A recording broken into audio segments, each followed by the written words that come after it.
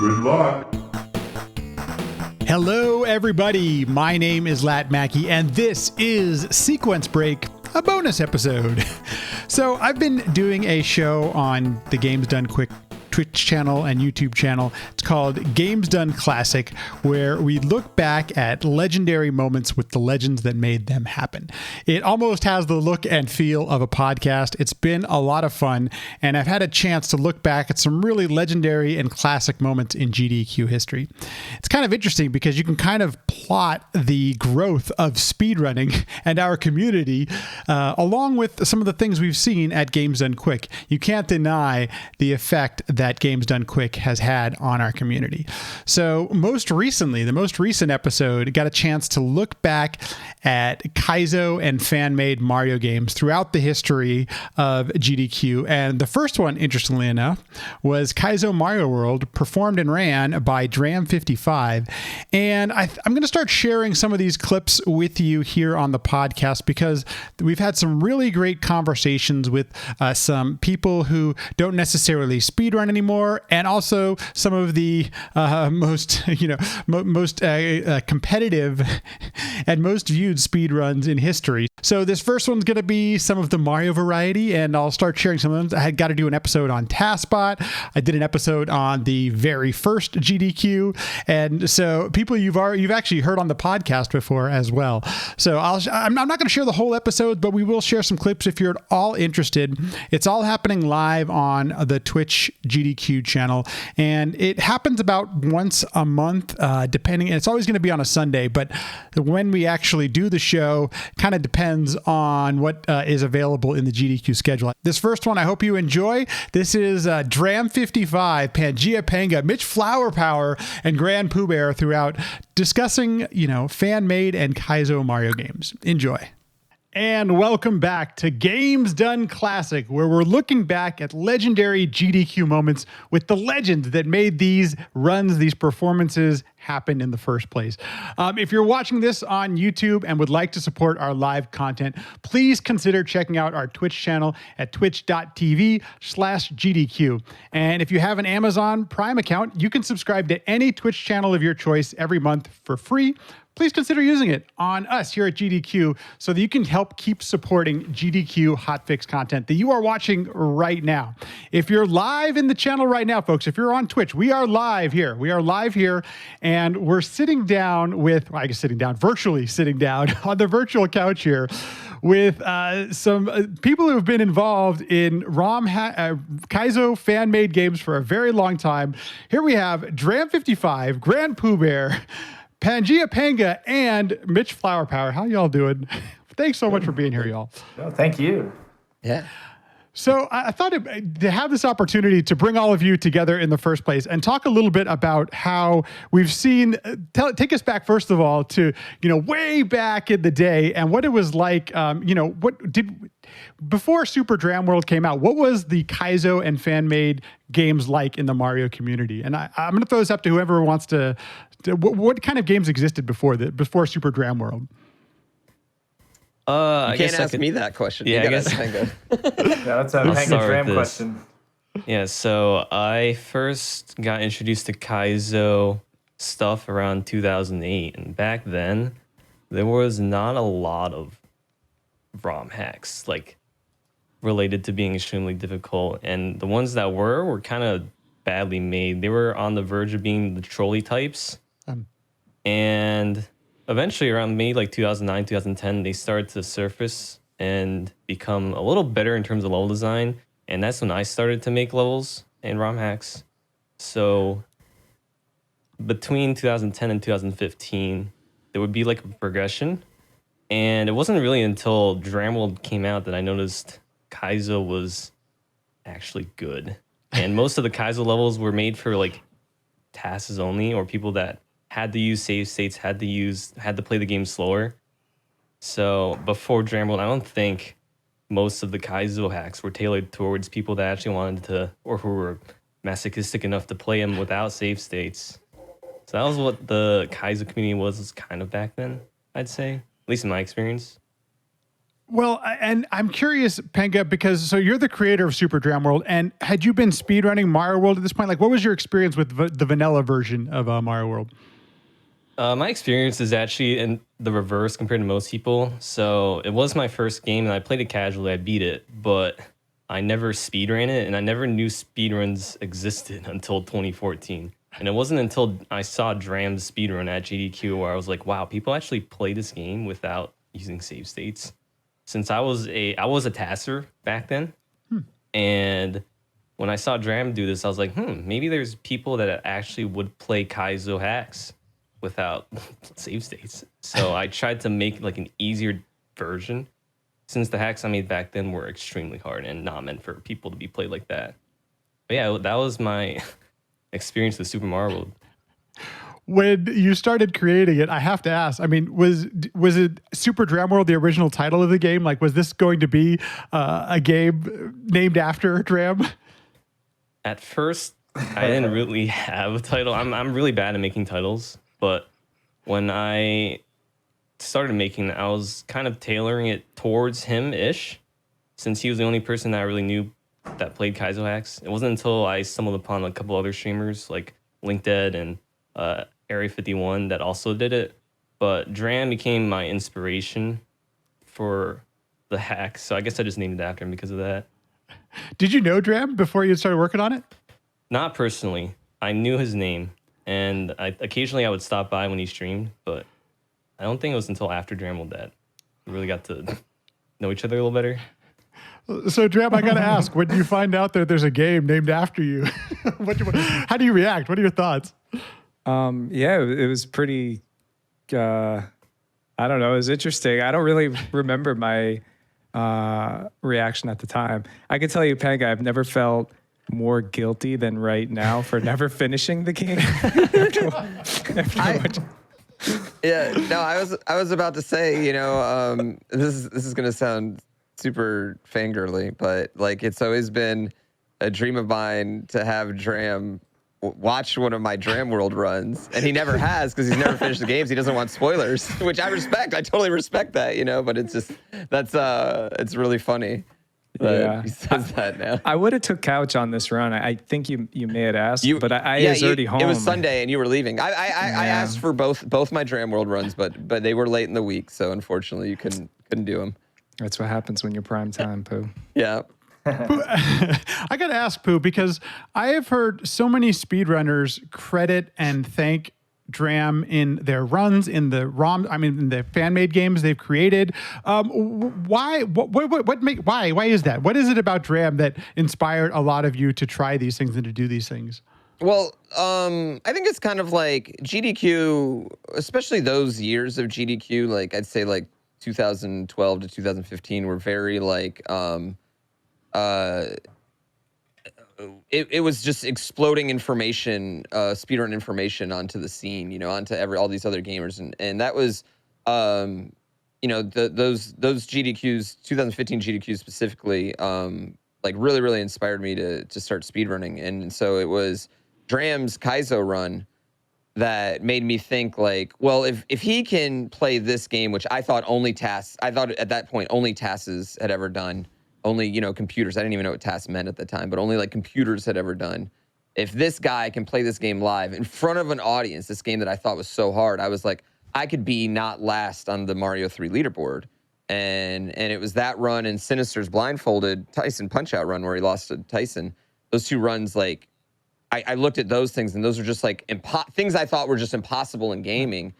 And if these two guys could do that, I certainly could be not last on the Mario 3 leaderboard. And that was my original main goal of speedrunning. That's how I picked up speedrunning to begin with. So, yeah, Dram's run is, not to sound like an idiot, but it was a literal life-changing experience for me now at this point, changed everything for me. So, yeah. I can only imagine. I mean, I had a similar experience. I know exactly how you feel. I don't think I'd be speedrunning today if it weren't for seeing some of these games be played back then. Mm-hmm. Panga, I'm curious about the process here of creating Super Dram World. Were you the only one testing it at the time, or did you share this with anybody before it was complete? Like, how did you get to where we found the final version of this game? I think I was the only tester. I had just gotten off my first year of college, so it was summer break, so I had all the time in the world. And I think I worked like 8 hours a day for 2 weeks. Because I made it in 2 weeks. I wanted to get it out ASAP. I know like rush jobs aren't the greatest, but I was kind of excited to Wild. work on it. So I think I did all the play testing. As a result, there's a bit of cheese and some parts are a little iffy, but for the most part, it It does hold up worked. pretty well. Yeah, it did the work. I mean, that's how I Holds always did my all my fan made games. I'd play test them myself, but this one was a little different since I had to I had to think in the mindset that people are gonna play this start to finish without save states, and they're gonna struggle. But once I got that mindset, it kind of helped. Where did you get inspiration from? I mean, at this point now that we know, so Mario Maker has been out for a little bit. There's also now there is a little bit of a library of some fan made and Kaizo games. Where did you get inspiration from for this game? Definitely the original Kaizo. That has been pretty much the foundation for all of my fan made games. When I first watched it, I was like, wow, this is hard. Since when I beat Super Mario World casually, I was like, it wasn't too difficult. It was fun. And it wasn't until I saw that I was like, wow, this seems really intense. And knowing me, I took it a step further and I made it even harder. And eventually I wanted to try to make the hardest things ever. But I realized not everyone would want to play that. So when I saw Dram play it, I decided I want to make some easier stuff, but still be challenging. And finding that balance is pretty tough. And I still struggle with that today. But after making Dram World, it was a ton of fun because you have to make a lot of decisions about what you want to make harder, what you want to make easier, what jumps you want to include, what you want to exclude. And the process in making these games is something I think I've always enjoyed since I was young. But yeah, if I never stumbled across the original Kaizo or the video that Dram talked about, that I think things would be a little different for me. I probably would have found it eventually, but not as early as I did. It was Mitch, like I'm perfect timing, right? Because you like just finished, what was it, your first semester? So it just like worked out perfectly. Yeah, it's also true. I still, it's just the fact that you were doing this while you're getting ready for college at such a young age, I mean, just kind of blows my mind. Like, it's really impressive. Mitch, did you play this when it first came out? And what did you think about it? No, I didn't play this when it first came out. I think the first time I saw it was GrandPOOBear playing it, if I remember correctly, right? I remember Mitch's first playthrough, and then right after he got done, this is probably like a month-ish before my GDQ run. Right after he got done, him and LinkDead were having like this crazy like brainstorming session on strats, and Like a he blew open like strat yeah, battle. he blew open like one level in particular because there's this skip you can do called mushroom skip. I don't get it in the run. I attempt it, but I don't get it in the run. And it's like a triple frame perfect trick that it requires, but it saves like 40 seconds on a game that you just don't get a lot of time saves on it. Yeah, so again, just a testament to Mitch, like how incredible he is. Like games he doesn't even play, he just picks up out of nowhere and just smacks out game-changing strats. Yeah. Yeah, the popularity of POOBear doing it made it exciting. It made it more interesting and made it more like, let's see how far we can take this game. And like anytime I found any little thing, whether it was hard or easy, I would just send it to Pooh, right? Yeah. I was like his little strat finder or whatever. I would just send it to him and be like, I don't know if you can use this. And like I remember, you know, there's one in like the first level. There's like a screen scroll in the second level, and there's just So I just stood on the side and just like did strat findings. Yeah, and I'll say it was kind of it was super fun by the end of that run. It was like it felt like the whole community was really like. I always say it takes a community to make a speed run, but like that run in particular just felt like the whole community was super excited about having that game in particular in, because like a lot of people were just, you know, trying to just help however they could with that run in particular, which made it a lot both harder because the strats got harder and easier on me because, you know, it's you know, people are just seeing things that I couldn't, you know, see because you're so laser focused on trying to get your run. There are I think there are many different contributions to the fan-made scene that we've seen it grow to what it is today. And I really think this is one of those runs, as well as some other things, but that have contributed to the growth. And I'm curious if you all observed, I don't want to say it might be this drastic, but there is definitely a difference between fan-made games after Super Dram World and before Super Dram World. And I'm curious if any of you observed that or seen that or wanted to any thoughts on that? Yeah, the quality of the family games made post Dram World has been kind of incredible. Like the quality, people have definitely put time and effort into making like all their levels and making it look good, making it play well. They have play testers, and pre Dram World, like I'm pretty sure Dram World was kind of the first one that had the difficulty and the kind of appeal of being wanted to be played by people. So the quality before that and the quantity was both drastically lower. Yeah, I after this, I think it just because this run was also coincided with like Mario Maker had been out for about a year and so many things, especially in Panga was the driving force of Kaizo Mario Maker. Like that Panga was Kaizo Mario Maker for the Well, first that's what the 6, races 7 months. were at GDQ, right? We were racing Kaizo Panga levels. Yeah, That's what the GDQ race was. Yeah, right after Mitch's Kaizo 3 run, we literally did a race of it was like 10 levels and I think 8 of them were Pangas. Yeah. And he was in the race and he won. I mean, go figure. Panga just really like he himself and he achieved not just like critical success in his Mario Maker levels, but also Twitch success. Like his success, because he was becoming such a big streamer, it kind of like spread out to me at this point. I was a 10 viewer streamer, as going into Mario Maker playing Panga levels, but because Panga was so big, just you playing his levels increased your stream. And then he would, he started dropping raids on us, and that's how me and Mitch met. And ours was the race really for P-Break, right? Yeah. And that's when I'd say like that was just like this perfect storm of things. So Mario Maker had been out for a year. We show this ROM hack by the biggest creator in Mario Maker. He's like a name brand guy. He's getting Kotaku articles every damn week at this point. You know what I mean? Like Panga is, created by him. And we show this ROM hack, and it's a really good time. The run goes really well, and it did seem like post that the scene just kind of like, the powder keg was lit. It was like all these little fireworks finally put in the right spot, and it just lit this powder keg, and it went from, 3 to 6 guys to just this massive amount of people now. I think that's why it's kind of fun to watch, starting back from Dram's run, where basically you had the entire community of Mario speedrunners who played fan-made games or Kaizo games, all in one spot. Mm-hmm. And we're starting to see the evolution grow here a little bit. I'm going to start playing the actual run itself. And I obviously, the first question I got to ask is, Pooh, how do you prepare to play a game like this? Because I've tried playing this game myself. I've never gotten past the 3rd level. Like, it's just an incredibly challenging game. How do you prepare for something like this? I played a lot. I played a lot. This was my life for probably like February, right after I got back from that GDQ. And the only reason I started playing this because I ran out of Panga Mario Maker levels. And, he was like, well, I made a ROM hack.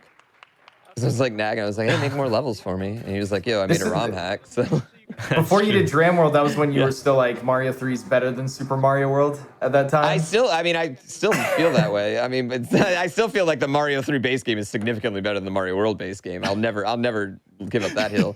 But yeah, up to that point, I was what do I want to say? I was like, I was maybe a bit hesitant to do Mario World in general, because I liked Mario 3 so much, and I don't know, I felt like there was like this weird rivalry that didn't really exist, but I was kind of like holding off on doing it. But yeah, I ran out of Panga's levels, and he was like, I literally said, well, I made a ROM hack if you want to play that, and so so that's how I started playing it. That's literally why. Had you done any solo runs up to this point?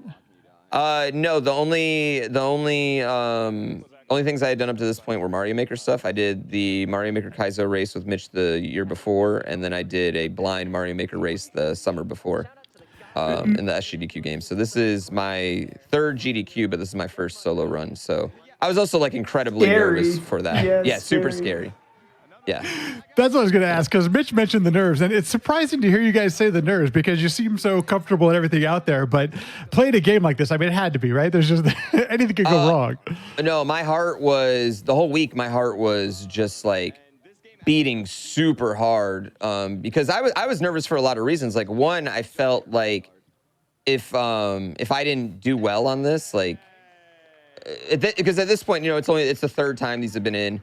But this one was a big like a step up in difficulty from Kaizo 1. I just felt like if I bombed it, like I was ruining for everybody. Like no other Kaizo game was ever going to get in, and so like that was a big pressure. And then it's also your first solo run, and on top of that, I just became a full-time streamer about a month before this too. So, you know, in the back of my mind too, I don't like want to bomb because like, this is not my job. You know what I mean? Like it just was a lot of things. And, I mean, but to that extent, just like Mitch said, I'll never not get nervous on especially a solo run. I'll always be a ball of nerves going into a solo run.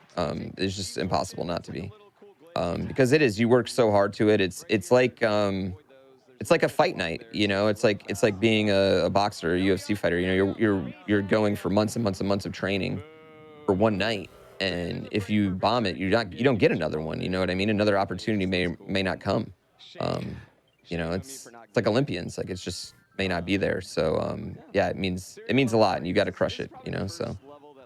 Well, it's glad to hear that there's like, you know, actual nerves, because it makes you a little more human, you know. So. Oh no, incredible amounts. And I try my best to hide it. And one thing that I knew going into this was that I knew I was going to die a lot. Like I knew I was going to die. Right. I knew, you know, there was no doubt about that. So one thing I really wanted to focus on, and if you see, like, I really wanted to have a stupid, loud, hyped up crowd. Like I didn't want to have any quiet time. I didn't want to have any serious time. I wanted like clapping, lit, hooting, hollering. I don't know if you can see it in the small box, but my mom's actually like right behind my shoulder with a Mama Pooh Bear shirt on there, and she's like screaming the whole time on the second couch, you know.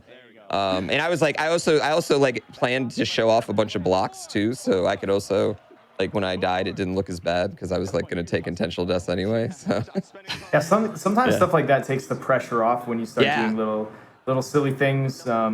And I know that same thing happened with the GrandPOOBear World 2 run. Like I hadn't actually planned on doing any of the portraits, but during the run, the guys are like, "Yo, do the portraits," and it just takes it off and makes it more of a fun thing. It really does take the pressure off. Panga, you know, at the beginning of the game, during the start screen, there was actually a version number for this game. Were there any things that were created or made just specifically for the GDQ run, or what were some of the things you've changed, I guess, throughout the development of the game?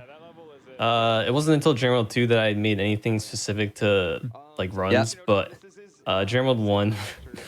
So there's a special world, and that special world is the only part that I didn't imagine people would do legit.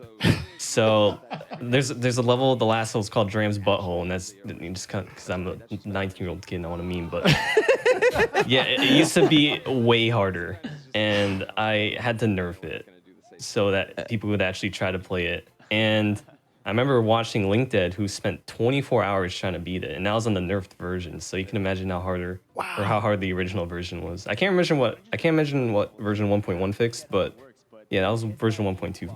Just made it more potentially playable.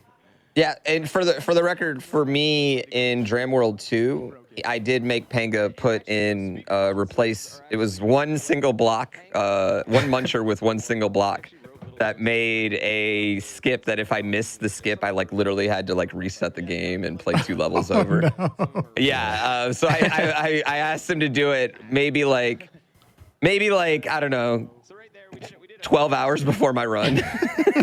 Yeah, I remember that. And he was super nice about it. Yeah, he was super nice about it. And luckily it worked out. You know, I might have been okay, but it was like one of those things where I was just like, yeah. That's that cape section, wasn't it, with the green block or whatever? Section, yeah. Yeah.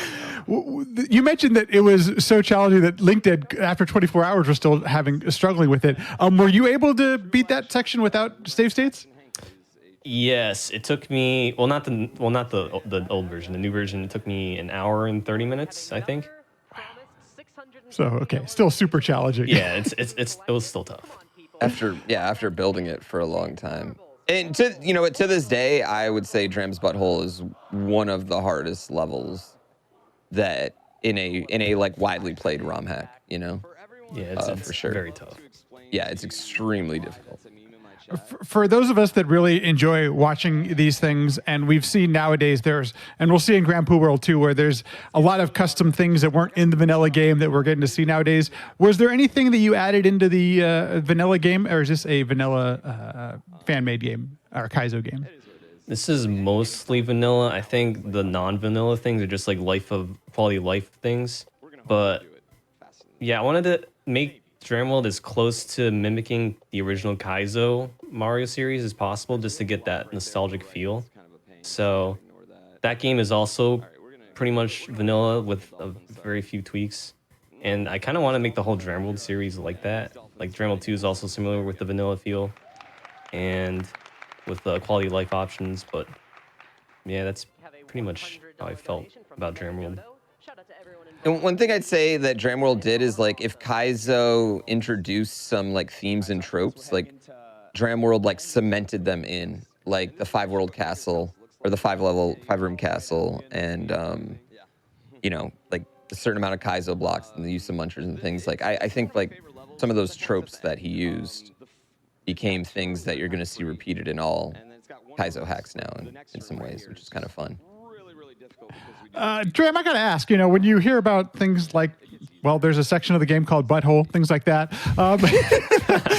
Any thoughts on that as a game that's named after you? Oh yeah, it was really funny, and I still have never played my butthole. So. Dram, we've been in there a lot. Don't worry. Yeah, thanks, man. Go ahead. Sorry. Oh no, I was just gonna answer. Yeah, it's just very interesting and funny. Yeah, it made me laugh when I first heard it, of course. So, Dram, I do have to ask. You mentioned you haven't played the game all the way through. Is it something that you just haven't found the time for it, or I'm curious. What prevents you from getting across that finish line? Everything with my personally with my streaming and speedruns, I've always just gone whatever I was most interested in. And I think I had burned out on Kaizo. So by the time, I was very honored to have a game named after me. But I think by the time I tried to play it, I don't know, I guess it was burnout. So that's a real thing. I mean, we talk about that in speedrunning all the time. Burnout can be an absolute real thing. And especially seeing a game that's as challenging as this. I mean, Pooh, have you ever felt like you've burned out doing, like, because you would have had done 1,000 runs by the time you got to this, right? Yeah, I mean, Dram 1 actually is like a game that I've always had the goal. I always had the dream of doing a deathless Dram 1, like a full optimized, like get every skip deathless Dram 1. And I've had 1 death. I've had a 3 death that was stupid fast. But I've never got the deathless run. And I had a deathless run though, right? I had one down to the last hit of Bowser one time, and I last hit of Bowser and a mushroom in the. I don't want to talk about it. It's a great clip though if you ever want to see it. I've been really close. Yeah, I've been really, really close. So and I still have that dream, and so every once in a while, the motivation is creeped back in for me, and I'll go and still bang out some Dram World runs, and it's not too hard for me to play myself back into shape because I've spent a year and a half pretty much on this game. But what's been really cool is Super Ben. I had the Dram World 1 and 2 records for 4 years, both games, all categories, and Super Ben just in the last 2 months has taken them from me, which has been really, really cool to see that happen. So mad incredible props to him because that's wasn't easy. But it wasn't easy because I spent a lot of time on these runs. They were very good, optimized, runs I was proud of. I always felt that Yeah. every time you don't die in a level, the next level just gets harder. Yeah. Right? And it's like, it's not like the level's harder in the sense of being hard. It's only harder because you've done 4 levels without dying, and then 5 levels without dying, and then 6 levels. Had you died, the level wouldn't be hard. It just gets harder. Yeah. It's like hitting like 23 pointers in a row. You know what I mean? Like it's, you know, if you're a good shooter, you can hit 5, 6, 7, 8. But 20 is a lot, you know, and it just adds up. So. Do have to ask about, because as we're watching this, we just saw you go for the mushroom skip. And Panga, was that something that was intended, the mushroom skip, or was that something that runners found as they played through the game? That was not intended. I did not know that was even possible until That was they brought it a up. newly discovered thing, I think, in Super Mario World at the time, right? Because Link Dead also didn't know that you could do something like that. Yeah, because for the whole debate was, and I remember the specific stream it happened. It was a Sunday afternoon because I wasn't streaming. I was taking the day off, and Mitch is playing Dram World, and he had just beaten it, and he's kind of like messing around and playing with strats, and he's like, "Yo, I think you can swim this turtle shell through this spot, and then maybe we could keep a mushroom." And the first thing I'm saying is, no, it's not possible to even swim the turtle shell. You know what I mean? That's what I'm thinking. And Mitch gets that, right? He gets it in. So he finds a way he gets it once. And then all of a sudden it became, well, there's no way to get the mushroom. And then Link Dead comes back like 45 minutes later with a I don't even think it's a clip at this point. I don't even think clips existed, but it's like a Twitch highlight of him getting the mushroom in the water, and then Mitch, you know, has to put it together, and then we, you know, the actual skip of doing the rope, taking damage while holding onto the rope, that's like a known common vanilla thing. So it was just like, well, now we know we can get a mushroom at the end of this level. Is it going to be possible to do? And like, I think like an hour and a half later, we're all sitting there BSing, and Mitch is just running around on save states, and he pops one out, and like, that was it. And that was it. Yeah. So like my next, next like 3 weeks, like that's all my practice was, just that, you know. So we haven't really mentioned it, but what it does is it allows you to skip pretty much this whole rope level. Whole level, yeah. You hold the rope, you take damage, and then the rope goes away, and you're still holding onto the rope in midair. So you can just keep jumping. You just jump all the way to the top of the level and just keep jumping all the way across until you beat the level, and that's it. No Kaizo tricks, no Kaizo traps, nothing. And it was so huge at the time because it essentially saved like the entire, it's like 25, 30 seconds. And that's like a death or two, which, I mean, makes a huge difference in this game, for sure, you know, in a game where every trick is a speedrun trick, essentially, like difficulty wise. So, yeah. The chat is quick to point out, though, that it ends up in Dram World 2. And so, Panga, then the question becomes, was it intended for that? So I knew the rope skip was possible in Dram World 1, and I made it like my mission to prevent it from happening in Dram World 2. But spoilers, it still happens. Yeah. Oh, wow, interesting. Yeah, I found out, like back then my mindset kind of changed because I really wanted to prevent that sort of like cheese or breaks. But then after Dram World 2, I realized that that's what makes speedruns interesting, trying to find ways to like circumvent the creator's intended ways of playing the game. So eventually I just like left it in. I think I made like one more attempt to prevent another skip from happening, but then LinkedIn found another way around it, and I was like, all right, you know what? The speedrunners win. Yeah. You know, I got to ask Panga, because one of the things I find interesting is the number of levels that end up in any given game. And is it something where you had intended to only set out to do a certain amount of levels, or what makes you end up, you know, choosing the amount of levels that you have in the game? I don't really have like a specific amount, but I try to have a minimum just to have or see what kind of experience the player might have and how enjoyable it might be. Because I know if you make a couple levels, the people might want more, and if you make it too long, then they might get bored. So I found that most of these games have anywhere between like 10 to 20. So I kind of just base it around there, and then if I ever run out of ideas, that's basically where I stop. Whenever I run out of ideas, I'm like, all right, I think that's enough. That's it. Yeah. This is one of my favorite levels just to watch as a fan. And I'm curious, is this a speed built into the level editor, or is this something you have to get? Like, how does that work? Because this isn't in the vanilla game. Or I don't remember experiencing a level at this speed in vanilla. You don't technically have to make like any adjustments. It's kind of built in, but I think it's one of those quirks where it's like the original game never used it, but they just had the code for it. Got it. There's a platform later on in this game that's not in the original game, right? But it's just in the codes in there, in the P-switch level, right? That big moving platform. I think it. I think so. Yeah, I have to see because I honestly forget. Yeah. One little thing, I mean, about this level too, that's very interesting, is the last pipe that you go into. So, like, for those who don't know, like, Super Mario World pipes are decoration, and you're really going into a pointer, as it's called, and the pointer actually like moves its location depending on Yoshi's height in this level. So it's actually like very that getting in that pipe is actually like super hard. Very tough. It's just it's a very weird thing. Like you could hit the same spot twice, but if Yoshi height was different, you're not going in. It's like one of those tricks where Yeah. if you fail it, you actually don't even really get upset or care that much because it's just like just the way it is. It's like almost chance sometimes, but not quite.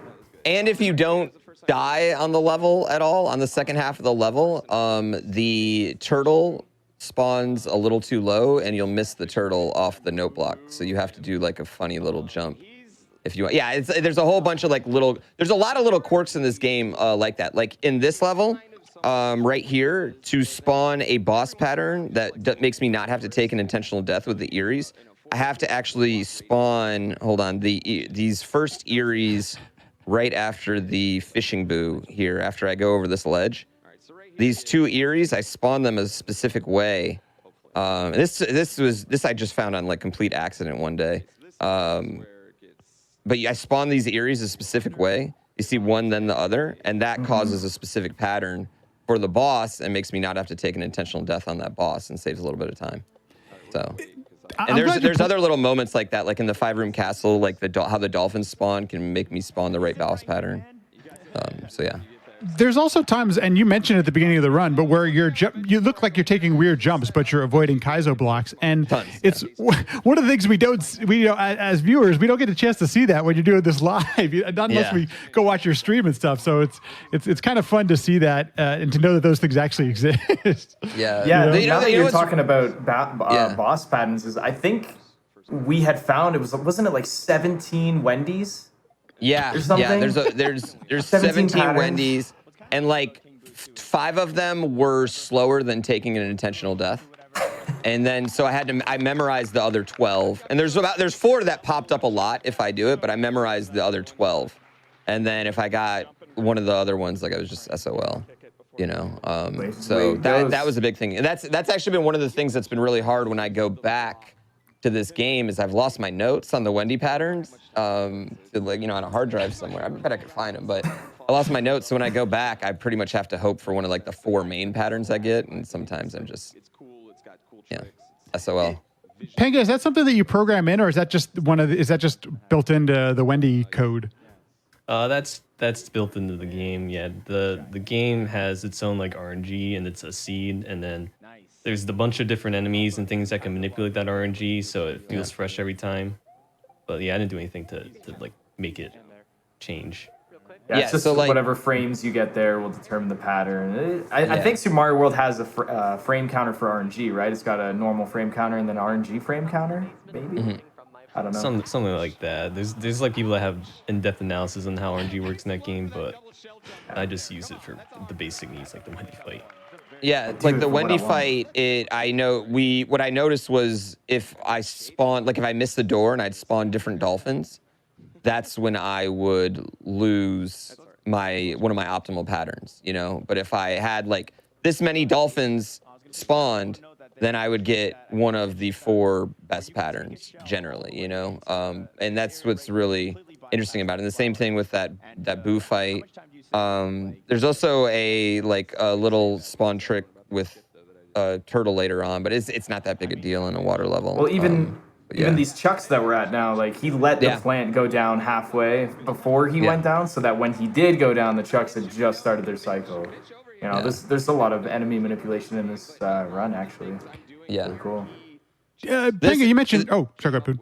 Yeah, the Super Dram World run, I don't like, because I think like most people think like these games are like just don't die. I don't think people will never really understand how incredibly like difficult this run is, and how like it has a ton of really small optimizations in it. If this happens here, I gotta yeah. do this, and if this happens there, I gotta do that kind of stuff, right? Like it's Yeah. all. And that all is because like there was, and again, that was literally a community working on it with me. I deserve no credit. Like Panga deserves the credit for the building it, in such a magical way, even if they were happy little accidents, Bob Ross style, like, like, and the players that were helping me. Yeah, this platform right here, though, I don't think is in the main game. You're right. I don't remember. Yeah. You bring up a point about the community and stuff, and Panga, you mentioned that you kind of got your starter, had done a lot of tool-assisted speedrunning. Did anybody end up ever making a task for this game, or Panga, did you make one yourself? Yeah, there's a guy named Kaizo Man who made a task for this game, whose name, based on the Kaizo series. And he's actually one of the first people I met in the Super Mario World community. So I think he also made a task for the sequel as well. There are people that task pretty much most Kaizo games. So have you ever tasked like a Kaizo game yourself, Panga? Because I'm curious if there's any is it more challenging, or is it different, or is it just kind of the same as you would any other game? Yeah, I actually made a task of GrandPOOBear World 1 and also of Super Panga World, which is the game Link Dead made. Because he got so angry at me for Dram World, he made Panga World. But yeah, tasking the game it's different than playing it, since the strats and the like different skips you find are very unique, and there's a lot of quirks that you need to know when you're tasking game if you want to go for like the absolute fastest completion. There's things like, for example, in swimming, if you turn left and right every other frame, that's faster than just holding right. And then there's wall jumping, which is pretty hard. It's a frame perfect, pixel perfect trick. And as a tasker, you kind of look out for those things to see if you can save time or skip over sections. And when you speedrun a game normally, those things are kind of, most of the part, out of the question, since they're just not the most reasonably done thing. But yeah. Hasn't played Mario 3 before? I also we gotta point out a little bit, because what's going on in this level, because like you're obviously swimming in a very unusual pattern, avoiding the fishing boo. What's going on? Talk us through this a little bit. Fishing boo was a lot more of a mortal enemy at this point. I think we've all kind of figured out how fishing boo thinks and operates, but yeah. At this point in time, fishing boo is just a much more mortal enemy, and this is one of those levels where I just try to do the same thing every time. Hit the same spots. Get your markers, hit the same spots every time that allow you. And right there, I screwed up. But hit those spots that allow you to get the patterns that you want. And is fishing boo random, or is it just reacting to what you're doing, or how does fishing boo work? Well, everything in every. What do I want to say? There's no true randomness in video games, and that's something that we figured out. There's no true randomness, so if you can figure out what controls the randomness, whether that's your character movement or enemy spawns or whatever, you can kind of get a grip on it. And Fishing Boo's no different. He goes off your movement. So if you can use walls, which that level had a lot of, and pixels and visual spots to make your moves, you can get him to do what you want most of the time. So it's just kind of like learning what they're going to react to, Yeah. Garrett, yeah, I think you were scared for this level a lot. This little section right here, that's... Yeah. So I got to ask, Panga, this looks somewhat similar to a level we just saw in Kaizo Mario World. Was there any influence there for this level? Oh yeah, it's very much influenced. Like the name is Ultra Star 3.0, and in the Kaizo game, it's called Ultra Stars. So it was one of my favorite levels in Kaizo, and I really wanted to make my own version. So we just named it after it. And the very beginning is actually identical with like the red block outlines and the first platform. Like I wanted to make that exactly the same to kind of get that nostalgic feel. But one thing I did learn about when I made this level is that you can put too many Kaizo blocks in the level. There's so many. You have literally every single jump and this is a Kaizo block. Every there single there one. There are 19 blocks. Yeah, And it's insane. Yeah, it's insane. And although one thing I did do is I put a twist on one of the Kaizo blocks. Like we saw when Dram was playing Kaizo 1 in his run, there was a Kaizo block underneath an on-off block. So like you said, you had to swing out to hit it. But I made it so that there's an extra Kaizo block on the point where you want to swing out. So you actually have to swing out on the other side. As a creator and a designer, how much fun is it to see all of your friends and stuff run into all these Kaizo blocks? Oh, this level? It's a ton of fun. I even made like a little montage of clips of people just hitting Kaizo blocks. Yeah, just to mention how many Kaizo blocks are in this game, like probably like 2 years after this run happens, I'm going back in trying to lower my Dram world record time. And I hit a Kaizo block at the end of this level, the very last jump at the end of this level. I had never hit before, never seen before, never knew it was in. Like I was like, did I get a patch version from Panga? Like, where did this even come from? So, right here, actually, this is another strat that Mitch found, like a really genius strat that I never even thought of. But he just screen scrolls the screen left, and then you get to skip a whole cycle of business right there. So yeah, a little that's time just save. I such an- forgot about that one. Yeah, such an incredible. Yeah, Mitch found that one. That was such an incredible, no skill required, massive time save. It was just such a genius move that I had never even thought of doing. I got to ask, Mitch, because you have now a history over a decade of finding some wild strats that just others just don't think of. Is that something you've always done in video games? Is that like always been kind of like how you play games, is like looking for things that may be possible? Definitely. I really like just like not doing what they want me to do, and I just try really hard to see if I can come up with my own way. It's something I've always liked to do with video games. Speed was never something I really enjoyed. I've always enjoyed more of trying to go outside.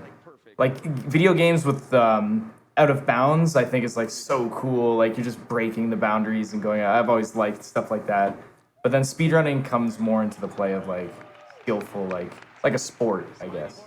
So more towards that. But not with Super Dram World. Not with this game. I barely did speedruns of this game.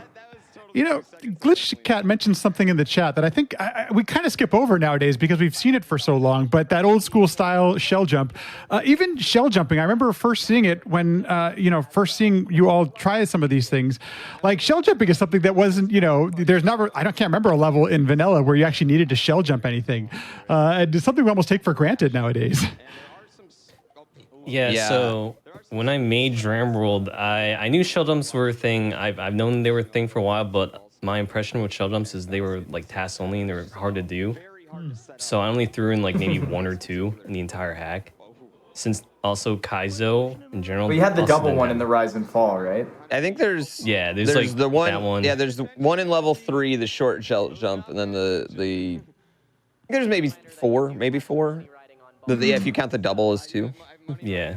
Yeah. Since I knew the original Kaizo never had a shell jump, except for one shell jump in Kaizo 3. So I wanted to like make my level design based around that. It was like a hidden thing at that time too, because when you do a shell jump, you feel like a boss. So it's like everywhere now. Everyone Yeah. does it. Yeah. And you want to do it too. You don't like hacks that are riddled with them. It gets kind of stale, but like you still feel like a boss when you're going like max speed after like 3 Yeah. tricks. You grab a shell, this big long shell jump. You're happy. Yeah, I kind of agree with that. Like shell jumping is weird because at the time shell jumping was not like, it was considered like a super advanced trick. You know what I mean? It was like your shell jumping. If you could shell jump, not even if you were good at it, but if you could, like, was separating like the scrub tier from the god tier at that point. And now it's so automatic. Like now the common joke is like, oh my God, you missed a shell jump in 2021, you're a scrub. Because nobody misses them anymore. Not just in this game or Mario Maker now. Everyone's just so freaking good at them now. It's so incredible. And just like such a testament to how stinking good the community's gotten, you know? Yeah, there's also Honestly, like lots of shell hacks now too. Yeah. I find it interesting with shell jumps too. It's the concept of letting go of B and holding A rather than, our entire life playing Mario was always let go of A, then repress A while holding B, not let go of B and repress A. Like that's like the hidden gem behind it. Yeah. Yeah, And then I did add a couple more in Journal 2 just because they were really flashy. And I remember watching actually Dram do a low percent run in Star World 4. There was like a really cool trick with doing 2 shells, and I was like, wow, that looks really cool. But I didn't know how hard it was, but I think I just put it in anyways. Put it in there. Yeah, I do have to ask because go ahead. Dram 2 has some like crazy visual levels in that one for sure. The first thing I think of is that like kind of like ghost housey one. It's like a forest with mist, and you have the 3 or 4 different color shells, and you're going really fast, and you like drop bump them. Do you remember what level that is? That's a good level. That one's really flashy with shells. Oh yeah. It's near the end, right? It's over the bridge or whatever. Yeah, it's near the end. So we've seen a couple deaths on. What makes this Bowser fight tough? Because it looks challenging. It's literally the vanilla fight with these stupid RNG Eries around them. That is literally all it is. And there are certain patterns for this too that I definitely prefer more than others. But yeah, I mean, this is just the regular original fight. Now, it's also the only place you actually get power-ups, which is kind of funny too. But it's just the Eries make it so dang difficult because they're just, you can't go to the corners, you can't go hide in the corners, and you're trying to do ball skip, which is, that's like a normal vanilla move that you do, save some time on Bowser. Yeah, a normal vanilla time save on Bowser, but it's just a pain with these Eries just flopping around everywhere. So yeah. Panga, as a developer, is there do you test the amount of different Eries that you have on screen to find the right balance? Like, how do you get to this point? I feel like he didn't care. He just threw them in, and he was like, whatever. Part of me didn't care. I knew it would be well balanced. I mean, I obviously played this just to make sure it'd be good, but Kaizo 2 actually did this exact same fight. It's just they made it water. So yeah. I had a basis around it. So I'm just like, what if I just don't put water? And it found out to be it's still a good challenge. It absolutely is, man. It goes on. It's a super fun fight. I really, really enjoy that fight still. Like, even to this day, I still enjoy that fight. And I think that's going to be it on that. That's great. This is, it's one of those runs that I'm never ever going to forget. Primarily for seeing so many of the Mario folks on the stream and everything at the same time. It's really, it's one of those steps of seeing the progression of where we're going to eventually lead up to after the break here. And I guess let me first by saying we're going to cut Dram loose for the next one. But Dram, there's been a lot of comments in the chat and a lot of people just thankful for the things that you did early on in your career that got us all interested and excited to play these games. So first of all, a very big thank you. And then secondly, I mean, do you plan to still play something? Do you still find any joy in doing the ROM hacks or the speed runs or anything like that? In terms of playing the games, I don't know if the real answer is if I ever feel like it again, I would. Right. But at the moment, I just don't have the time. But Guys, I will play through Dram World. I think I've gotten mostly through it, but I will maybe 2025. I'll get through it. All right. There's hope. That's my commitment. Yeah, he's waiting for the trilogy to be finished before he goes. Yeah, which I respect. I respect that. Exactly. It's like binge watching a good series. It's what I'm doing. Yeah. Gotta wait. Fair. It's absolutely. Dram, if you ever watch this run, actually, right here, I'm doing like a big monologue about how you inspired me. So, yeah, if you ever do go back watch that run, you might. I always appreciate that. You have no idea. I might tear up. Yeah, you might. Yeah. Well, it's crazy because honestly, like I had said, Jeff W. 356 inspired me, and then I just decided, hey, I'll submit it to GDQ, and it was just, I guess, chance that a lot of people saw it. So yeah, it's pretty great how this all kind of, what happened after that. Well, from the bottom of my heart, thank you so much for taking the time and reliving some of these moments with us. I know we wouldn't be here today if it weren't for you and some of the things you did. So thank you, truly. Thanks, everyone, for listening and watching. If you're enjoying the podcast, subscribe, leave a review. All those things go a long way to helping out the podcast. If you'd like to continue the conversation, I'm on Twitter @LatMackey, or you can also join the LatMackey Discord, where we have a sequence break channel. We talk about guests, we have questions. It's really interactive, really fun. Please feel free to stop on by. Thanks so much. See you in the next one.